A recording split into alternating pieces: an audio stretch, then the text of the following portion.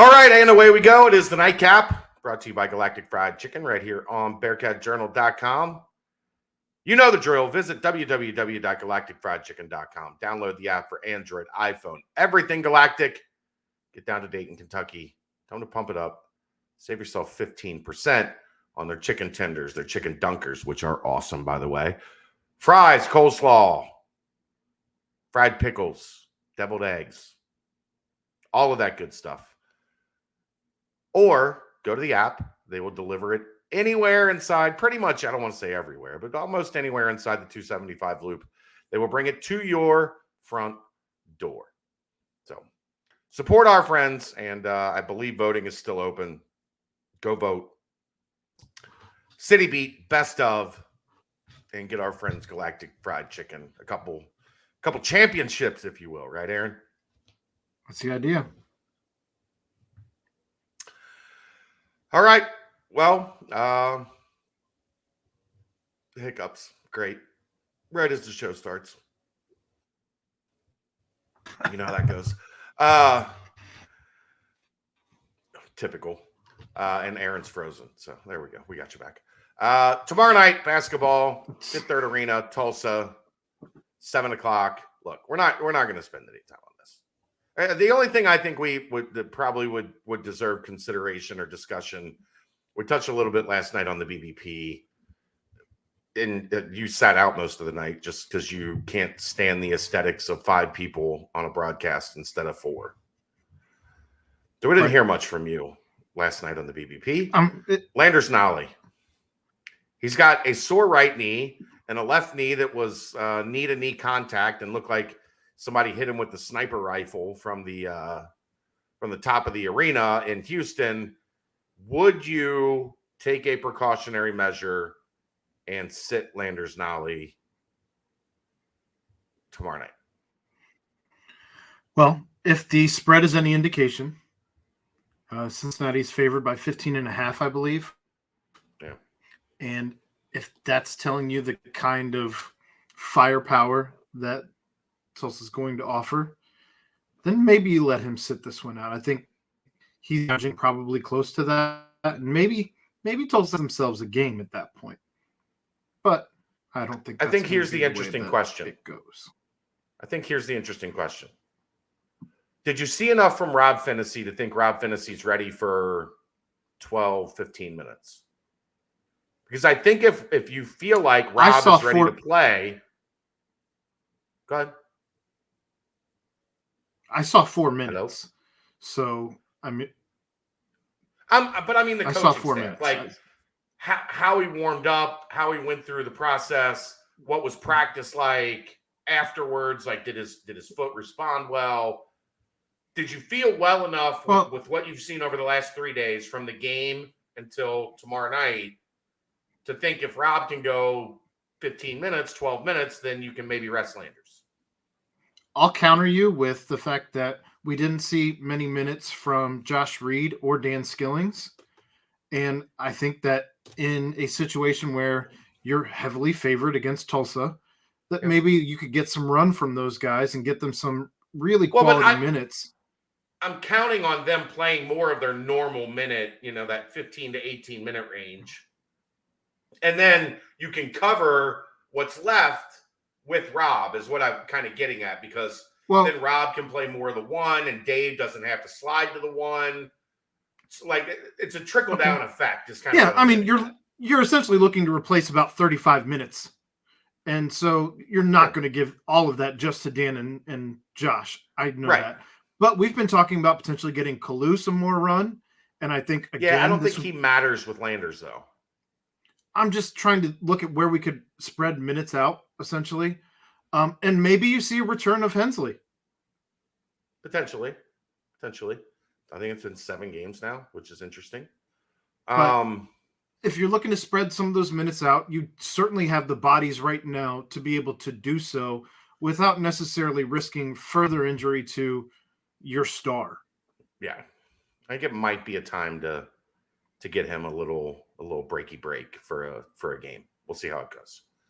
That'll be interesting. All right, the other huge news: load management. Little load management day for your big gun.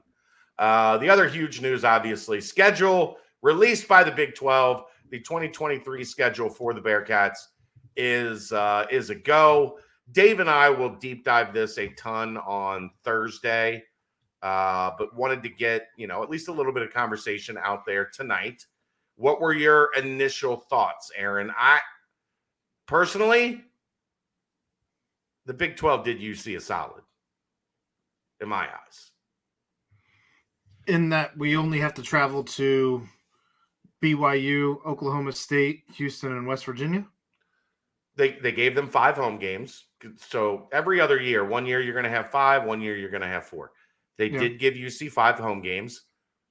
Who were the top 4 teams in the Big 12 last year, Aaron? Texas, TCU, not Kansas State, and was it Texas Baylor? Tech. Was it Tech? How many of those teams are on the schedule? I don't know that I see anyone outside of.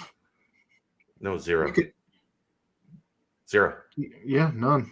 Oklahoma. I mean, I'm telling you, the top 4 teams in the Big 12 last year were the 4 teams. So there's 13 teams that UC does not play, or there's 13 teams in the league essentially. Right. UC is 14. You play 9. So there's 4 teams that UC is not playing this year, and they are the 4 best teams from last year. That is generous. That is kind. I don't like to carry over rankings year after year. I don't necessarily either, because they're not static. Like Baylor and Oklahoma State were the top 2 teams the year before. Right. They weren't. But I'm saying in terms of schedule making, sure, you missed the top 4 teams from a year ago. Like I said, I mean, Oklahoma's not ever one to be counted out. They're never one to be underestimated. They were bad last year. I'd much rather have Oklahoma at home than at Oklahoma. Well, you get one of those 2. You get Oklahoma or Texas. It doesn't look like they're going to get Texas now. I'm guessing everything we had heard, and I had heard from people inside the Texas athletic department, they were expecting to play Cincinnati in Austin until the change happened about a month and a half ago. Yeah. I'm guessing BYU took that spot that was supposed to be Texas. Can you imagine if they opened Oklahoma at Nippert and then went to Austin in week 2? I mean, that'd be pretty wild. It'd be pretty brutal. Yeah. Welcome to the Big 12. Here's Oklahoma and Texas, your first 2 games in the conference. Congrats on the new job, Scott. Yeah. But I mean, the road games aren't impossible. Oklahoma State's a tough road environment. Houston is not. Oklahoma State also made that game their homecoming. I don't know if you knew that or not. I did. But, yeah, I saw that. But I don't think anything to really look at that. Like, teams generally do homecoming in October. So one of your October games, right? It had to be somebody. Homecoming. And here's the thing: UC's going to have homecoming against either probably Baylor or UCF or maybe Iowa State. Like, one of those 3 games is going to be homecoming. There's not a kick over like this team stinks in that group either. You're in the Big 12 now. Your homecoming week is not going to be a gimme anymore. You got to get used to that, I think. I'm going to guess. I'm going to guess Iowa State. I'm going to guess Iowa State, not Baylor. I think UCF would be in play too. It would be funny to do it against UCF in November. November 4th. I mean, it's early November. Yeah.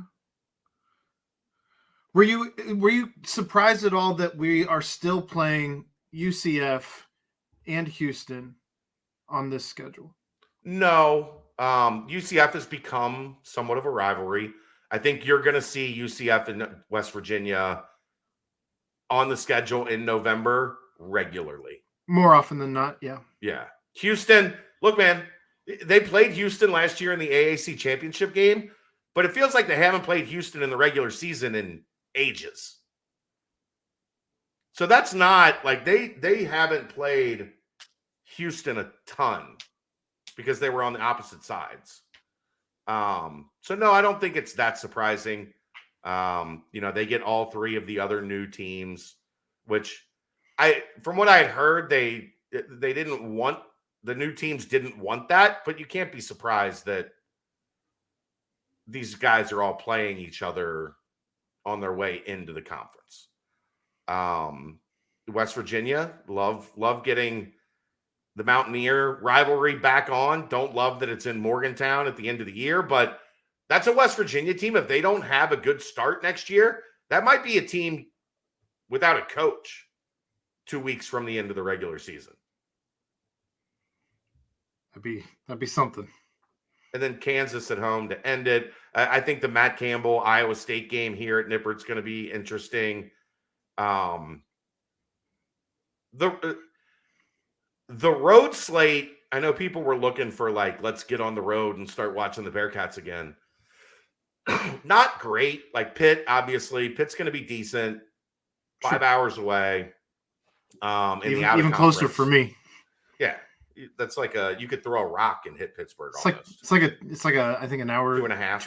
Two and a half. I think yeah. 2.5. Yeah. BYU, been there, done that. Got the postcard. It's not a fun place. It's a beautiful place. It's not a fun place. Oklahoma State homecoming weekend. If you're going to if you plan on going to that game, I would get accommodations now because that's homecoming weekend in a place that doesn't exactly have a lot of available Marriott points, I guess is a good way to put that. Neither does Morgantown for that matter. Yeah. I mean, Morgantown, there's at least like Pittsburgh's close and there's enough places close that you can, well, I guess Oklahoma City's about an hour from Stillwater, so that's not terrible either. Houston, it'll be fun to get to play Dana one last time before he gets fired.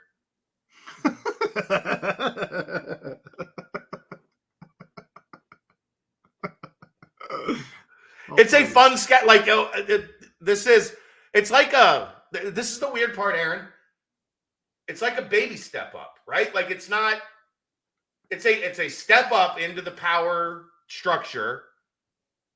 I mean, but I don't feel like looking at this that it's like murderer's row yet. How much fun would this schedule be if you subbed out EKU for Louisville? No. You'd have you'd have all of your rivals. All of them. Yeah, but absolutely not. It'd be fun. They like 6-6 would be a pretty good record in this schedule, and that's with EKU. Like you're in the big time now, Aaron, with 9 conference games. Yeah, we're in the big time. When do we get to start putting that cupcake at the second to last week like Alabama does? That's an SEC thing. That's strictly an SEC thing. Trash. They've done that for a long time. They basically take a week off before rivalry week. Garbage. Yeah, that's not nobody else really does that except the SEC for whatever reason. I don't know. It's a weird SEC thing where they feel like we need to have not only our bye week, but then in week 14, like 13, we need to have an extra bye week against the team that we can slaughter just to get right. Unbelievable. Is there a road trip any road trips you think you'll take? You'll go to West Virginia, I would assume. You go to Pitt, I would assume. West Virginia and Pitt should be pretty easy for me to make. Yeah. Although with new baby Smith, I don't know. That's an August baby, right? Did you say? Late July, early August. Yeah. You're not going to Pitt. BYU is probably out this year. Yeah. Same with Oklahoma State and Houston. I just don't see those in the cards this year. But I don't see any reason why Pitt and West Virginia wouldn't be 2 trips that I could make and still make it home. What do you feel about the home slate? I mean, Miami is Miami. Right, but at least it's not at Paycor. Yeah, and it's not up there. Correct. Iowa State, Baylor, UCF, Kansas. Does that excite you? You forgot Oklahoma. Well, yeah, I mean, that's the given. Yeah. Oklahoma excites you. I don't have to ask you if Oklahoma That's fair. You. Iowa State, I mean, you never know what Iowa State's going to put out there. So we'll see what kind of team they are this year. For that matter, we'll see what kind of team Cincinnati is this year. I'm not really sure. I have no idea what we have at this point. Right. Baylor, if we're going to play Baylor, I'd rather play Baylor at home. So I'm good with that. UCF, keep going back and forth. I'm totally fine with that. I like the rivalry that's building there naturally. And Kansas, truthfully, I'd rather have Kansas at Kansas if it meant having Oklahoma State at home or something like that. But yeah, we'll take it. I mean, that one doesn't do anything for me, but they're better last year than they've been in a very long time. You think Dylan Gabriel looked at this today and went, excellent, revenge? Because UC kind of tanked Dylan Gabriel. Sauce Gardner kind of tanked Dylan Gabriel's career. Yeah, but Sauce isn't here anymore. Luke's not here anymore. I know. And maybe he feels that way. We'll see. Again, I mean, you said it earlier, Oklahoma wasn't great last year, so who knows what they're going to be next year. And I have no idea what the product that Cincinnati is going to put out next year is going to look like. All right. Well, that's a brief taste. Like I said, Dave and I will get to a bunch more on Thursday night. Bearcats Tulsa, 7 p.m.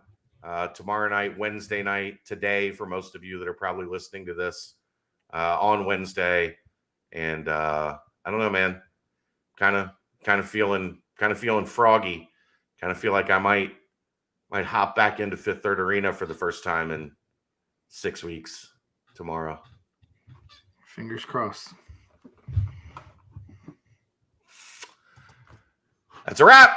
We'll see you tomorrow night to put a bow on whatever happens against Tulsa, and we'll go from there. Thanks to Aaron Smith. Thanks to Galactic Fried Chicken. This is the Nightcap right here on BearcatJournal.com. See ya!